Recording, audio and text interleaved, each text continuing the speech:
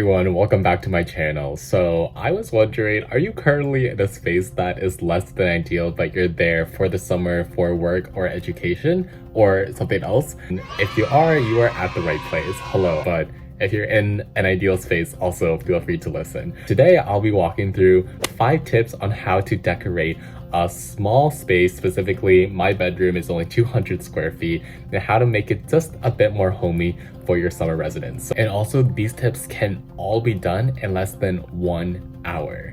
Tip number 1, move your storage out of sight. So as you can see here, I have to take this tip right now because I clearly have things that aren't supposed to be where they are. I think this has happened to me. I've seen this happen to my friends, but we eventually just stop seeing storage as storage and just see it as part of the decorations. And I am encouraging you not to do that. This is something I'm going to do right now, and you're going to see me do it. But get rid of storage and find those corners where you can put it and find those cabinets, because I guarantee you can put something better than there. Even empty space is a better start than the storage you have when you first moved into this small space. So let's start getting rid of mine right now.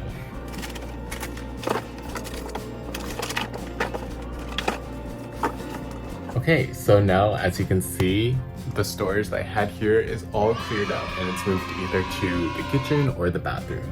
And that is something that I should have done a long time ago. Not wanting to deal with it eventually led to it becoming that problem. So that's tip number 1. Tip number 2, pick a theme. So you can either use colors or seasons as starting points. For me, I really want this theme to be summery. So I want both bright, vivid colors as well as decorations that can remind me that it's summer. So I think about holidays such as the 4th of July as a good example on what I should buy. You can usually find pretty cheap decorations at your local stores such as TJ Maxx. For us, I know there's a Walmart, there's a Target nearby, so just go there, and I think using those guides can definitely help you find the decorations to really make your small room a bit homier. Okay, so here are my 2 items. I'll do an unwrapping in a second, and they're from TJ Maxx. The first decoration, and as you can see, it's a decoration for 4th of July, and it's red, white, and blue themed, and it's just this cute bicycle. Georgetown has a lot of bicycling paths, so it's a really cute way to both look at DC and our country's holiday.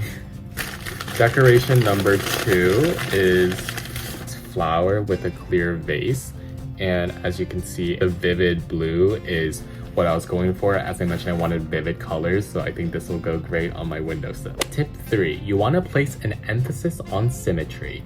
So this is something that might be a bit less intuitive to achieve, but usually when you're decorating a space, especially a small one, if possible, you want to try and make your decoration symmetrical. That doesn't necessarily mean they're the same piece, but you want there to be one item on one side of an area and then on the other side. So let me show you what I mean. I'm planning on putting my flowers on this side of the windowsill, so I'm going to want something on this side, either more flowers or something else that's small and relatively the same size as the flower, so that way there's something on both sides and it can help create a more well-rounded design. And hopefully with my editing, I can make it look like there are flowers on both sides right now, but if not, I'll just edit that part out. Tip number 4, turn awkward spaces into decorative masterpieces. It's likely that when you move into your small bedroom, not everything is perfect. For example, I have this empty bed mattress that I have no idea what to do with, and as I'll show you momentarily, there's something wrong with my wall.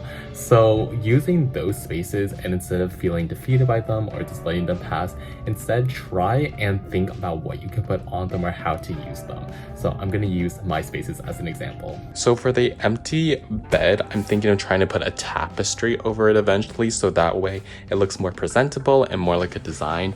And for this lovely punch hole in the wall, I'm thinking of stringing fairy lights or LED lights, so that way it can act as a supporter or as an impromptu hook and make the whole wall a bit more bright and less crumbly. Tip number 5, ask friends for advice. So this one might seem pretty obvious, but if you want to look into a new space, it's always good to have more perspectives than just your own. So I've done this through a number of ways. First, through my Instagram story, when I was trying to decide on a blanket to buy, I threw up an Instagram poll, got almost instantaneous feedback. As you can see through this text exchange, I have great, reliable people in my life.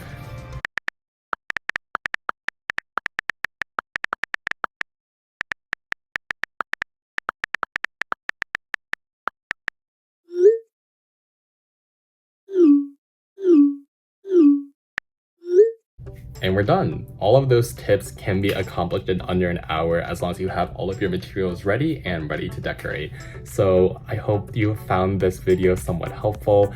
This is only meant as one route. Of course, I'm not telling anyone what they should do with their spaces, but I know a lot of us are in DC with pretty small spaces, and just knowing how to decorate them and make them feel a bit more comfortable can really go a long way from personal experience. So I hope someone can find a bit of helpfulness in this video.